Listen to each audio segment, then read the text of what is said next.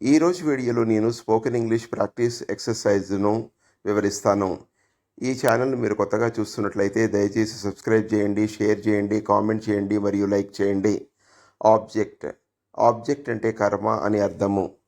పనిని రిసీవ్ చేసుకునేటటువంటి వ్యక్తి కానీ, జంతువు కానీ, వస్తువు కానీ, ఏదైనా విషయాన్ని మనం కర్మ అని అంటాము. ఒక వాక్యంలో సబ్జెక్టు, వెర్బు తర్వాత ఆబ్జెక్ట్ వస్తుంది.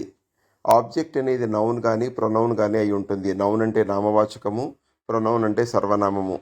నామవాచకము కూడా సింగులర్ కానీ ప్లూరల్ కానీ అయి ఉంటుంది. అంటే ఏకవచనం కానీ బహువచనం కానీ అయి ఉంటుంది. ప్రొనౌన్ అంటే సర్వనామము, నామవాచకానికి బదులుగా ఉపయోగించేది. కాబట్టి మీరు నోట్బుక్లో ఈ ఆబ్జెక్ట్స్ ఏవైతే ఉంటాయో వాటిని రాసి మీరు ఫోటో తీసి నా వాట్సాప్ నెంబర్కి పంపించండి. Wish you all the best. Thank you.